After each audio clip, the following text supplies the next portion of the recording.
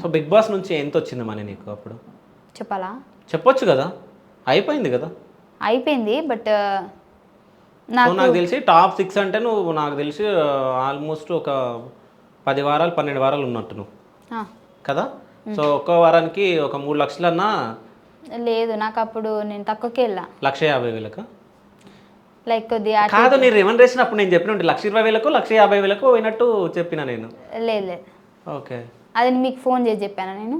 లేదు మరి మీరు ఎలా చెప్తారు? నేను ఊహించుకున్నా అట్లని. అన్నీ ఊహించుకోండి. ఇంకా 1,50,000 అనుకుంటా నాకు తెలిసి పర్ వీక్కి. So 2 lakhs. నేను కరెక్ట్ చెప్పిన 2 lakhs అని చెప్పిన. మీరు చూడండి వీడియోలో, కావాలని నేను చూపిస్తా. సో 2 లక్షలు అని చెప్పిన నేను. సో 10 వారాలు అంటే 20 లక్షలు వచ్చినాయి. 20 లక్షలు ప్లస్ వచ్చినాయి. 20 లక్షలు వచ్చినా మనకి అందులో అన్ని కట్టే వస్తాయి కదా, మనకి 30% కట్ అవుతుంది. సో దాన్ని బట్టి మీరే అర్థం చేసుకోండి. దాంతోనే నేను మొత్తం ఇల్లు కట్టించేసిన. ఇల్లు కూడా చూసారు కదా కొద్దిగా గ్రాండ్గా, ఎందుకంటే ఎప్పుడు పెంకుటిళ్ళల్లో అక్కడ ఇక్కడ ఉండి వాళ్ళ అమ్మ వాళ్ళకి నేను మంచి లైఫ్ ఇవ్వాలనుకున్నా, ఒక మంచి ఇల్లు కట్టియాలనుకున్నా. నేను డబ్బుల దగ్గర ఎక్కడ కూడా నేను అసలు కాంప్రమైజే కాలేను. నాకు ఎన్నైతే వచ్చినాయో అదే మా అమ్మ వాళ్ళ సంతోషం కోసమే.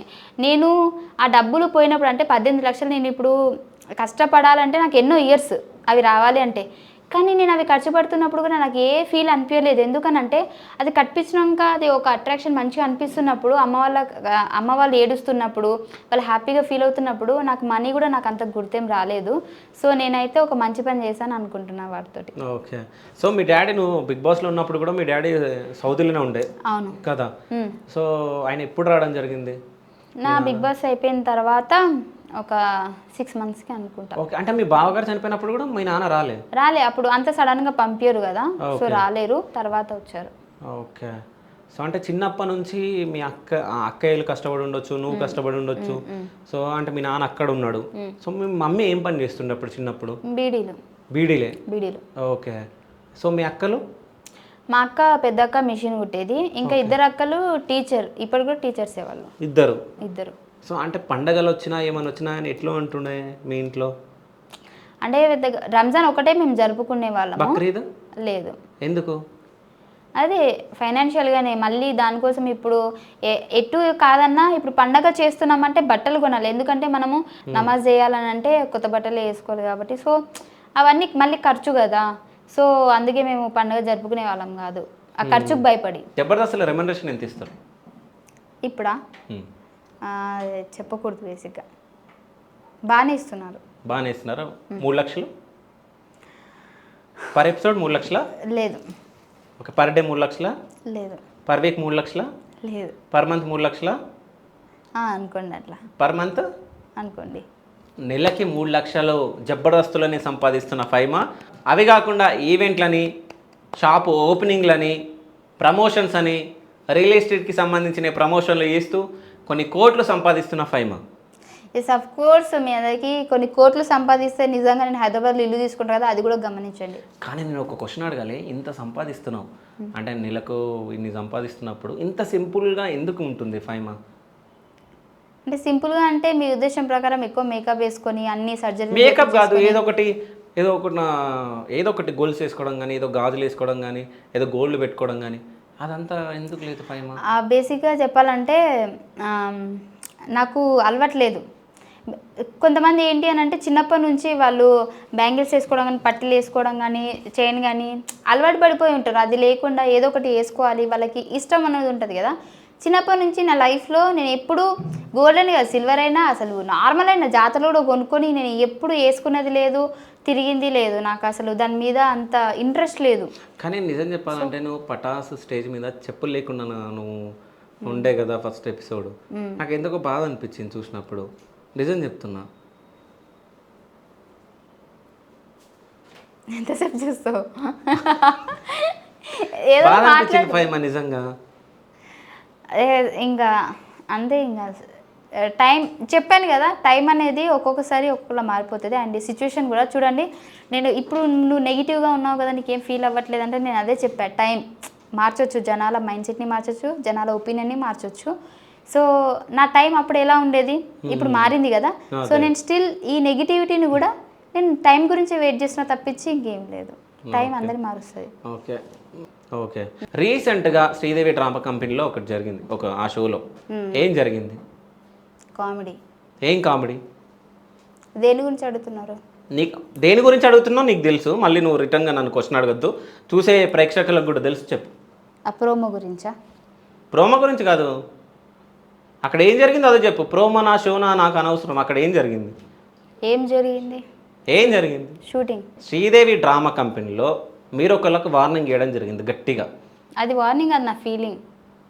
వార్నింగ్ అని అదే నీ ఫీలింగే వార్నింగ్, చెప్పు.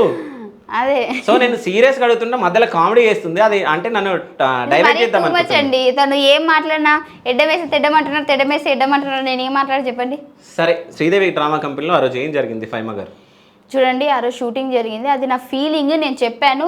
మేబీ అది మీరు పూర్తిగా ఎపిసోడ్ చూడలేరేమో, వెళ్ళి చూడండి, చూసిన తర్వాత మాట్లాడండి. లేదు అని అంటే నేను టైం ఇస్తాను, లాస్ట్ కొద్దిగా కట్ చేసుకొని చూడండి, మీరు అప్పుడు మాట్లాడండి. ఏముంది మీరు చెప్పండి అందులో.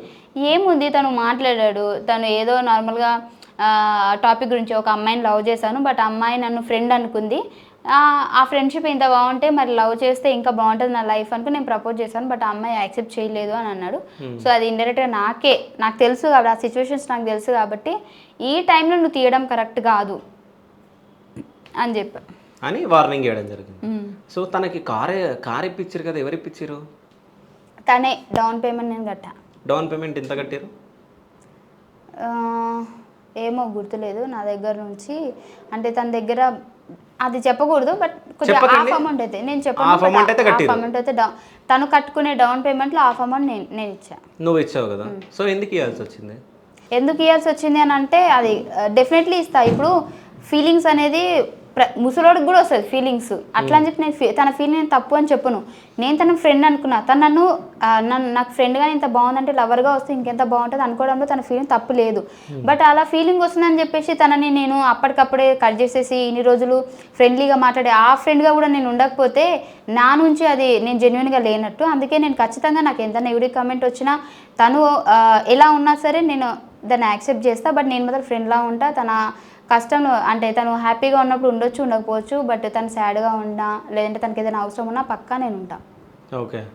సో మరి ఆ రోజు ఎందుకు వార్నింగ్ ఇవ్వాల్సి వచ్చింది? ఇప్పుడు నువ్వు సపోర్ట్గా ఉంటాను. అది వార్నింగ్ కాదు, నా ఫీలింగ్. అది మళ్ళీ స్టేజ్ మీద చెప్పి అది బయట మళ్ళీ నెగిటివ్. ఇప్పుడు నా ఇంటర్వ్యూలో తనకి ఏమైనా ఆపద వచ్చినా ఏదైనా వచ్చినా అంటే చూసుకుంటానన్నావు, ఇప్పుడు వెళ్తానన్నావు. సో అక్కడ అంతమంది ముంగట, ఇప్పుడు ఇంతమంది మేము బయట చూస్తున్న వాళ్ళ ముందు, సో అట్లా వార్నింగ్ ఇవ్వడము, ఆయన ఏడవడం ఇవంతా జరిగింది కదా. సో ఆయన ఏడుపు చూసినావా, లోపల కుమిలి కుమిలి ఏడ్చినట్టు కనిపించింది. అప్పుడన్నా నీకు బాధ అనిపించలేదా? సో అలా అని చెప్పేసి ఇప్పుడు నేను తనకి యాక్సెప్ట్ చేయాలా? యాక్సెప్ట్ చేయడం కాదు, అట్లా వార్నింగ్ చేయకుండా తర్వాత షో అయిపోయిన తర్వాత నీకు చెప్పిన కదా. నేను బయట ఎన్ని వార్నింగ్లు ఇచ్చి ఉంటే మాకు మధ్యలో అప్పుడప్పుడు గొడవలు వచ్చి ప్రతి గ్యాప్ వచ్చినా సరే అదే రీజన్. సో అది బయటనే అది ఎండ్ అయిపోయిన తర్వాత మళ్ళీ స్టేజ్ మీద దాన్ని మళ్ళీ స్టార్ట్ చేయడం నాకు ఇష్టం లేదు. అంటే బయట మీకు గొడవలు జరిగినాయా? ఎస్. ఓకే. అంటే దేనికోసం ఆయన ప్రపోజ్ చేసిందా మీకు? చేశాడు. ఓకే. ప్రపోజ్ చేసిన తర్వాత మీ రిప్లై ఏంటి? రిప్లై ఇవ్వలే, అప్పుడు నేను ఆఫ్లైన్లో ఉండే. ఇగో ఫైమా, జబర్దస్త్ షో కాదు, పటాస్ షో కాదు, కామెడీ షో కాదు, ఇది నా ఇంటర్వ్యూ. శివ స్టూడియోస్లో శివ చౌదరి తోటి ఫైమా ఇంటర్వ్యూ జరుగుతుంది. ఓకేనా? నేను అడిగిన క్వశ్చన్ ఏంది, ఆయన ప్రపోజ్ చేసినప్పుడు మీ రిప్లై ఏముండే అని అడిగా. ఓకే, చెప్పండి. నేను ఇక్కడే మీకు ఆన్సర్ తెలియాలి. నేను నో చెప్పాను కాబట్టి ఆ రోజు స్టేజ్ మీద కోపడ్డాను. నేను ఎస్ చెప్పుంటే మేమిద్దరం బయట బాగానే ఉండేవాళ్ళం కదా. కాదు, ప్రపోజ్ చేయగానే నువ్వు కట్ చేసినావు ఫ్రెండ్షిప్? కట్ చేసా. ఓకే. ఆ విషయం ఆ రోజు స్టేజ్ మీద కూడా చెప్పాడు, ఆల్రెడీ టెలికాస్ట్ కూడా అయింది. మళ్ళీ కొత్తగా నన్ను అడుగుతున్నారు, నేను కట్ చేసా ఫ్రెండ్షిప్. ఆ తర్వాత తను రియలైజ్ అయిన తర్వాత నాకు నీ ఫ్రెండ్షిప్ అయినా కావాలి, నాకు లవ్ లేకపోయినా సరే బట్ నీ ఫ్రెండ్షిప్ అయినా కావాలి, నేను నీ ఫ్రెండ్షిప్ వదులుకోను అని అంటే అప్పుడు నేను మళ్ళీ యాక్సెప్ట్ చేస్తాను. లేదు అని అంటే ఇప్పటివరకే అసలు మేము అసలు మాట్లాడకపోయేదాన్ని. నేను తన మాటలకు వాల్యూ ఇచ్చాను కాబట్టి నేను మళ్ళీ మాట్లాడడం స్టార్ట్ చేశాను. ఓకే. అంటే ఫస్ట్ నుంచి నువ్వు వేరే వాళ్ళని లవ్ చేస్తున్నావా? అవును. లేకుంటే మిడిల్లో వచ్చిన పర్సనా? ఇప్పుడు ఇంకో ప్రవీణ్? లేదు, ఫస్ట్ నుంచి నేను లవ్ చేస్తున్నా. ఆ విషయం తనకు కూడా తెలుసు. మా ఇద్దరి వీడియోస్, రీల్స్ అయినా యూట్యూబ్ అయినా సరే నాకు కావాల్సిన పర్సన్ తీస్తూనే ఉన్నాడు. అండ్ ఇంకోటి నేను ఎంత ఫ్రెండో తను కూడా తనకు అంతే ఫ్రెండ్. అంటే తనకు తెలుసు, ప్రవీణ్కి తెలుసు. అంటే నువ్వు వేరే వాళ్ళని లవ్ చేస్తున్నట్టు తెలుసు. ఓకే, మీరు ముగ్గురు కూడా కలిసి ఎక్కడ నుంచి అంటే అక్కడ అటు ఇటు వెళ్తుండే? స్టిల్ ఇప్పటికీ కూడా మీరు నా యూట్యూబ్ నా ఇన్స్టా చూసుకున్నట్లయితే మేము ముగ్గురమే ఎటైనా వెళ్తాం మేము. అసలు నేను ఎక్కడికైనా వెళ్ళినా అని అంటే ప్రవీణ్ ఖచ్చితంగా పిలుస్తాను నేను వాడిని. ఇప్పుడు కూడానా? ఇప్పుడు కూడా మరి ఆ స్టేజ్ మీద జరిగిన తర్వాత మాట్లాడుకున్నారా? దాని తర్వాత కూడా రీల్స్ మావి బయట మేము పోయిన ప్లేసెస్ చూడండి మీరు. ఓకే, నా యూట్యూబ్ చూడండి, నా ఇన్స్టా చూడండి. ఓకే. ఇప్పటికీ స్టిల్ మీరు నన్ను ఎంత నెగిటివ్ అనుకున్నా, జనాలు ఎంత అనుకున్నా ఒకటే చెప్తా నేను. నెగిటివ్ అనుకోవడం కాదు ఫైమా, కాదు, మీ మీద అక్కడ నెగిటివ్ క్రియేట్ అయింది కదా. అంటే ఒక అమ్మాయి లవ్ అది చేయడం, ఆయన బాధపడడం, తనకి సరిగా ఎక్స్ప్రెస్ చేసే అంటే తను సరిగా చెప్పలేకపోతున్నాడేమో. బట్ నేను ఇన్నిసార్లు చెప్పడం వల్ల, నేను ఒక్కదాన్ని చెప్పడం వల్ల నేను బ్యాడ్ అవుతున్నానేమో. బట్ ఎంతైనా సరే ఓకే, అది లీవ్ ఇట్, నేను వదిలేస్తాను. బట్ మేము ఎంత గొడవ పడ్డా, ఎంత దూరంగా ఉన్నా సరే, అండ్ స్టిల్ చెప్పాలంటే నేను ఏదైనా వండుకున్నా సరే, నేను ఆల్రెడీ యూట్యూబ్లో కూడా నేను మీకు ఉంది, అది పూర్తి చూసి తెలుస్తుంది. నేను ఏదైనా వంట చేసుకున్నా ఫస్ట్ నాకు గుర్తొచ్చే పర్సన్ ప్రవీణ్. ఎందుకనంటే నేను ఖచ్చితంగా వాడిని పిలుస్తా, తినడానికి పిలుస్తా. అండ్ ఇంకోటి, నేను బయటికి వెళ్తున్నానా, ఇక్కడ ఏదైనా గేమ్స్ ప్రమోషన్, అక్కడ గేమ్స్ ఏదైనా ఉన్నాయనంటే ఖచ్చితంగా నేను తనని పిలుస్తా. తను ఏదైనా వండాడా నన్ను పిలుస్తాడు.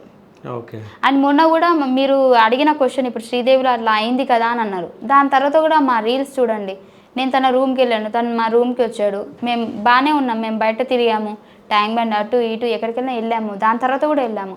సో ఇక్కడ ఏంటి అని అంటే నేను అదే చెప్తున్నాను, బయట మేము ఇంత బాగుంటాం, సడన్గా అలా స్టేజ్ మీద అనేసరికి అరే బయట బాగానే ఉన్నాడు కదా, మళ్ళీ ఇక్కడ ఎందుకు, దానివల్ల మళ్ళీ నాకు నెగిటివే కదా. సో ఇప్పుడు పెళ్లి కావేదాన్ని అని చెప్పేసి నా ఫీలింగ్ అది.